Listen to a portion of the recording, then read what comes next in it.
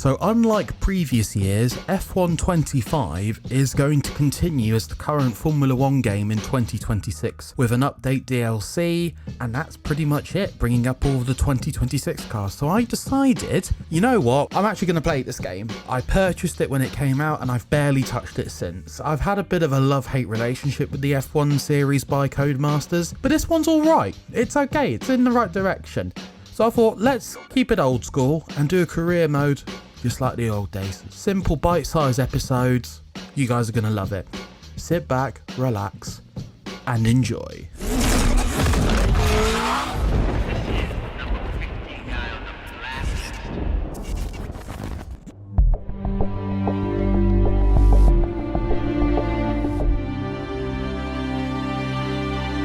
So I decided to pick a Formula 2 driver because it would give us one of the most realistic career experiences in this game. I don't know, I'm a bit weird. I don't really like making my own driver. I used to when I was younger, but when you're older, it's like I like to actually do something that feels a bit more real. So I was having a look through and I did think about going for someone like Hadjar or Bortoletto, but in the end I went for Miyata because I saw some of his stuff in Super Formula in Japan, and also I am a Toyota driver in real life. I drive Toyotas, so it was like, okay, it's pretty cool. We have an actual Toyota guy here, so it's like, why don't we do that? Also, I love the TGR livery on this Formula 2 car. It's just gorgeous. So yes, we're going to be driving for Rodin in this with Miyata. So we get this fantastic car and also a really good driver, and I want to make it my mission to get into Formula 1 with him, but also do something a bit more realistic. So I'm thinking about teams already. I mean, we could go for a Red Bull seat like the Racing Bull, but I'm actually thinking, because I've never really done it myself, I might consider going to Haas, because Haas, of course, are a Toyota-backed team, so it would look quite cool if we go to Season 2 in this career mode. But that's neither here or now. What we are doing is the little missions you can do in practice. So this first one is about hitting a time target over 5 laps and going for the pace, for optimal pace.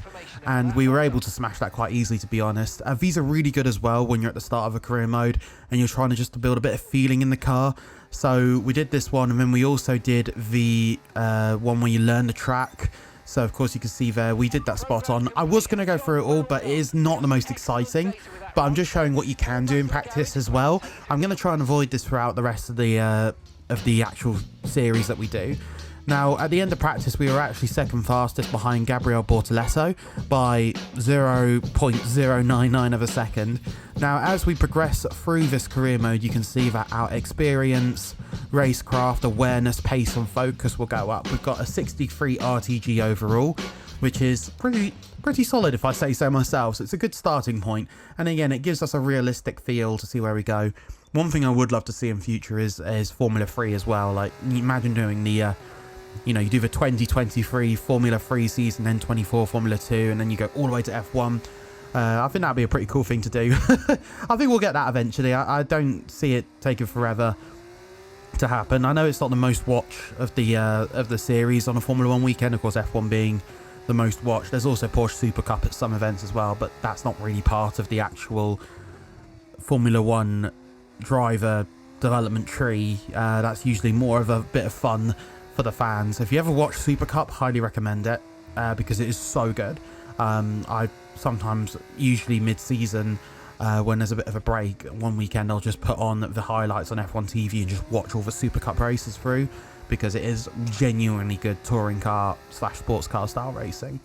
But anyway, we're in qualifying right now for the first race. Now, how it works is in F2 we have a sprint race and a feature race. The sprint race is a little short race with the top 10 reversed. So we are actually qualifying for the feature race, but in the sprint, wherever we qualify, we will swap around effectively. So if we qualify in first, we will go down to 10th. If we qualified second, we'd go to 9th, so on and so forth. So what it does is it just means it's a little bit more crazy in the race, keeps the championship going, and it does mean as well that we will have one race which is based purely on pace, but in the sprint we're going to have to try and work our way up to get as much points as we can. So we're having a really good time in our first qualifying lap so far, and in fact we're about to come across the line, coming out of the final turn under the Gulf Air Bridge through the DRS zone, keeping our foot planted. It is in fact a pole position time at the moment of 1:41.586. We had quite the gap. I think I'm going to have to adjust the difficulty slightly, with Bortoletto in second and Hadjar in third. But here we go, guys. It is now time for the sprint race here in Bahrain for the Gulf Air Bahrain Grand Prix 2024. It's lights out and away we go, getting a reasonable start. A little bit of wheel spin initially, but we managed to find some traction. We've got Bortoletto to the left-hand side, so is Ollie Behrman, the young Ferrari Academy driver, and we go down the inside of Hadjar, who is the Red Bull Academy driver, and then look at that in front, we've got Antonelli, Mercedes-Benz backed driver too. Yeah, a lot of Formula One talent here that you'll recognise now, but in 2024, this is where they were cutting their teeth. This is where they were learning. And of course, we've got Dirksen there on the left-hand side in the AIX F2 car. And we're going to go to the right-hand side of him now. There we go. Oh, it's a little bit close. And we're going to try and hug it around the outside. Ah, he's just got the gap there on us. Oh, well. So it goes, so it goes. We dive it down the inside, and we had a nice big gap there with Antonelli ahead. So we were able just to dive it through and not worry about going into anyone. So that was a perfect start. There we go from, I think it was at P10, P11 to P6. So really good start there. Just fantastic. And we're just going to keep that push on now and try and get as many positions as we can. I did feel like, you know what, a podium is up for grabs if we get this right. And of course, we just have to keep our consistent pace. So now that the race has got going and all of the first lap shenanigans have calmed down, it's like, right, okay, let's try and focus on just having a good, clean, consistent run. You know, we want to keep Antonelli in our sights, but we don't want to be doing anything stupid. There's real points up for grabs here. And as we go now back onto the onboard of our car, we can see we're just coming up to Antonelli. No DRS yet, but we are just keeping close. And the car is just really nice in the corners. We seem to be struggling a little bit in the straights.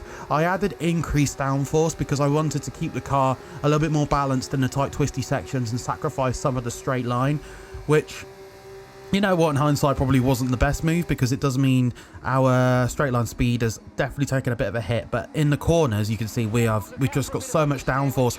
And you know what, it has paid off so far, because we've just gone past Cordial into 5th place. That was a really nice overtake as well. He got a little bit loose out of turn 1 and going into turn 2. So we managed just to slice our way past, and that was it. So now we've got Antonelli up next. Young Mercedes driver in the line to replace Lewis Hamilton at Mercedes, as he's off to Ferrari for the 2025 season. Of course, this is in 2024. Oh, a little bit of contact.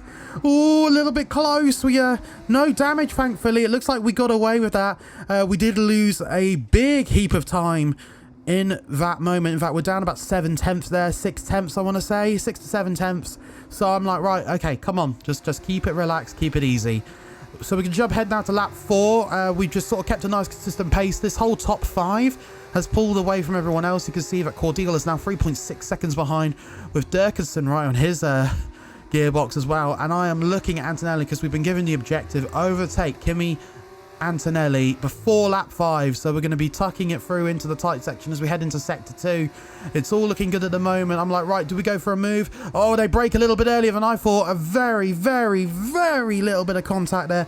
But again, we just managed to avoid any serious damage. So all was fine with me at the moment. I'm just keeping Antonelli in my eyes. Like, oh, a little bit more contact. I'm still figuring out the brakes. I'm going to be honest, I'm still figuring out the brakes in this game. They are very powerful, but at the same time, they're also not. I don't know how to describe it. It felt like I've got the pressure spot on, but it's just not slowing down as much as I wanted. But look, we managed to get through. I did sort of give Antonelli a bit of space as a sort of, you know, I do like to try and keep it as clean as I can, but we managed to just get past in the DRS zone.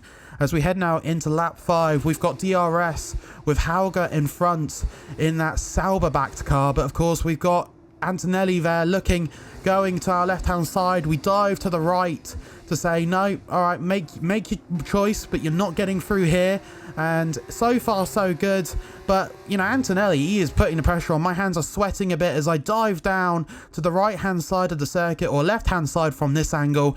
And we've now got Antonelli so close. He's on my outside. You can see the little proximity arrow on the actual onboard. It's all getting a bit close. And there he is. He's trying to make a move around the outside. But no, I am holding the Prema back. Good try, mate. Good try. You're having a go. But it's definitely getting a bit intense. Tyres starting to wear out at the end of this race. Everyone on the softest tyre too. So everyone is just, you know, the tyres are falling to bits. And there we go. We're starting the final lap now. It looks like P4 is the option.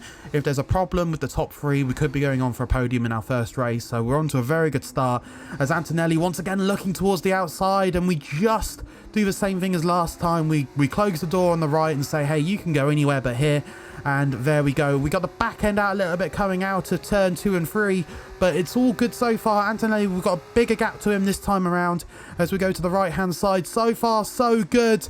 We are doing everything we can. He's not as close as he was the previous lap, so we're just keeping on the push. And now I'm just thinking more ahead, going, right, just keep that gap there. Just build enough gap so if he gets the RS, he is not going to cause me any issues. There is Hauger. It's all getting a bit close with the top three at the moment, but if we hold this position, we're going to finish P4 in the sprint, which, considering we started down in the right at the back of the top 10, I'm very happy with that. So here we go, coming through into the final DRS section here at Sakir. It's all going according to plan, and as we come through into the final corner, it's Martins, Hauger, Miyata with us in P4, Antonelli, Hadjar, Cordial, Durkison, Bortoletto and Ollie Behrman make up your top 10, with Carrera in 11th. Any other noticeable ones? Well, we've got Aaron's as well. He's in 12th. Colapinto, I think we all know who he is. He's in P13. And that was an awesome race. That was really fun. I really enjoyed that. It was a race of attrition. You really had to think about your tyres and just trying to keep a consistent pace. But there we go. That is the championship after the first race. And of course, we were in P4. So we're now P4 in the championship. But it is now time for the feature race.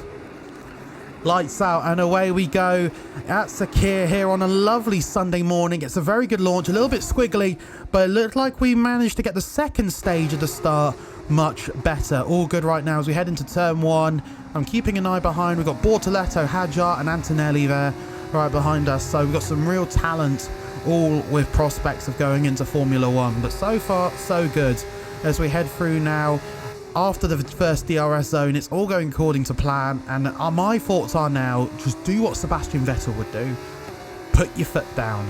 Build a gap early on. Let them fight and scrap amongst themselves. But Bortoletto, so far, it looks like he's going to be my main rival for this race. Hadjar is having a bit of fun with Antonelli. Only 4 tenths between them, and Cordial will be certainly a threat too. So it's definitely a very competitive field, but we've now got a 1.2 second gap to Bortoletto. So we've had a very good middle sector there. The car with the increased downforce is just really strong. And it does also mean our drive off the corners is very good, but it just means we struggle a little bit with actual top speed. So we're now skipping through into lap 4, I do apologise. And we've had a little instruction from our engineer again, Mark, saying if we can get a 144.319. And I'm going to be honest, I was a little bit sort of just casually locked in. I wasn't thinking about distractions. I was just driving my race, and I was almost annoyed to get that message come through with, could you put your foot down, when it's like, well, we've got a huge lead. And unfortunately we just missed out on the time as well by about 2-3 tenths. But yeah, that threw me off a little bit. I don't know why the game said, oh, you need to pick up the pace, when we're in good control here. You know, we've got a nice gap to Hadjar and Bortoletto have been having a bit of a fight as well, and it's all gone well. But anyway, we're coming up to the final corner now. It has been, I'm not going to bore you with a boring domination, but it has been a dominant win here in the feature race. We even got a PlayStation trophy as well, prepared to drive. Again, it shows you how much I've played this game. With Hadjar, Bortoletto, Antonelli and Behrman, all Formula 1 future prospects there in the top 5, with Cordial, Durkinson, Marty, Aaron and O'Sullivan making the top 10. So fantastic first weekend there. P4 in the sprint and first in the feature. Absolute domination there, which was exactly what we need to build that title lead. If we're going to get into Formula 1, we've got some strong rookie talent and we need to prove ourselves. But you know what, with Rodin and Toyota Gazoo Racing, I think we're in a good place. So there we go, there's the championship. We've got a 11-point lead, if my math serves me correct. Yes, 11-point lead to Isaac Hadjar and Antonelli in third there as well, with Campos Racing leading the constructors and Rodin in second. Thank you guys for watching. I hope you enjoyed today's video. Make sure you give it a like and a favourite. And if you want to see more racing games, well, have a look at one of these right here. I'm sure you'll find something you'll like. See you soon. Bye bye for now.